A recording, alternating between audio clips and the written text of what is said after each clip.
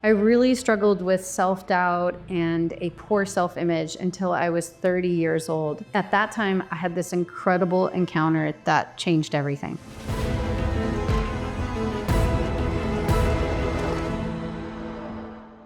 I was a pretty confident kid. I did ballet, I performed on stage. But then as soon as I became an adolescent and a teenager, I got really rebellious, really wild, made a lot of terrible choices. And I think in those choices, slowly, I started to have this really horrid insecurity, a lot of self-doubt, a lot of self-sabotage that followed me into my 20s, seemed to even get worse, where I was just becoming more and more shy. I would go into a party or go into a social circumstance and just get completely wrecked with such terrible self-confidence. And I just clung to my husband. I would tell him before the party, like, you can't leave me, you can't leave my side. And people thought I was a snob and very aloof because of this shyness. And it just got worse and worse the older I got.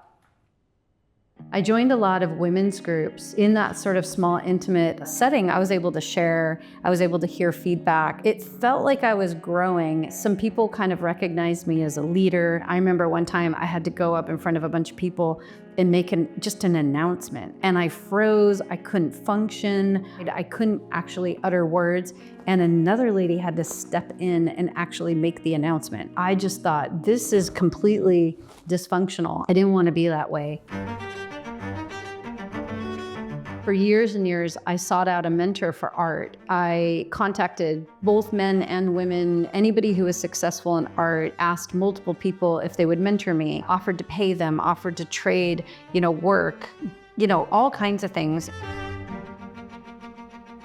Nobody took me up on it and nobody wanted to do that. I got frustrated and I sort of gave up. And then once I was kind of in these women's groups, I really started to want a mentor, and I started to look maybe beyond art and an artist and just anybody, like a life coach.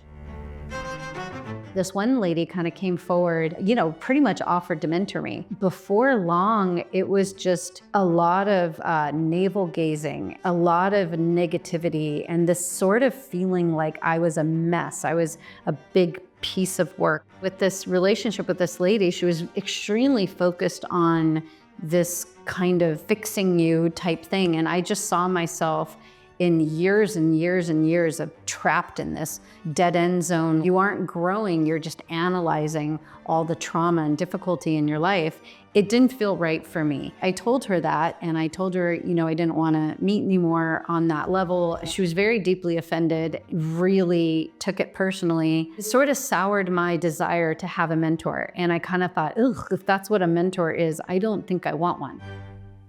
So anyway, life goes on, and I started having these crazy dreams. I had these crazy dreams like I was swimming in water that was like black and stagnant and nasty, and there was like dead cows in it. So I told a friend, she goes, wow, that's amazing, because I know this lady. So she tells me about this lady named Beverly and how she has these groups that meet at her house every week, and it's a dream interpretation group. And I thought, that sounds interesting, but weird.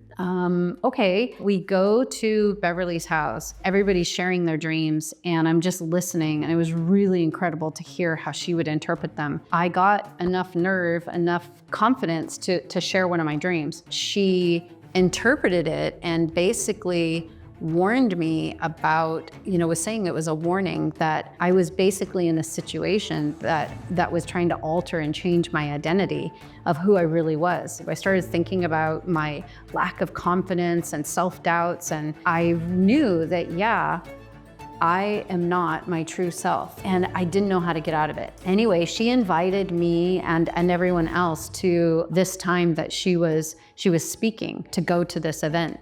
And I thought, okay, why not? So I was sitting there and I was listening to her speak, and she was talking in the most inspiring and uplifting way.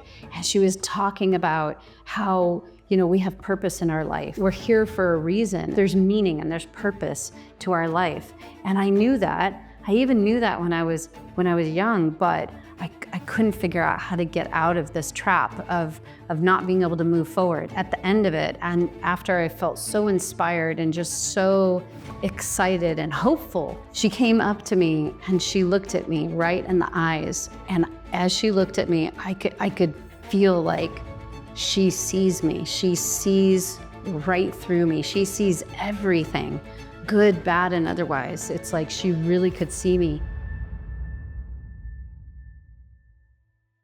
She said that God was saying to me that for too long, I have thought of myself too small, and I've shrunk myself back, and I haven't really stepped up and lived out my potential. And she said that if I walk with God and I step out into my destiny, He would draw me into this grand adventure, and that with Him, I would change the world. I just felt so seen and so known. It was like every word she said just penetrated my heart and brought life to it.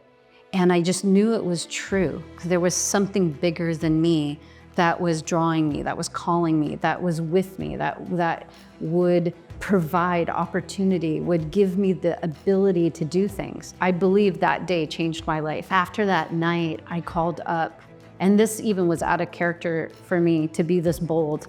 I called up Beverly and I asked her if she would mentor me. This was the type of mentorship I had been looking for because she saw my true self. She saw my potential. I'm so proud of you.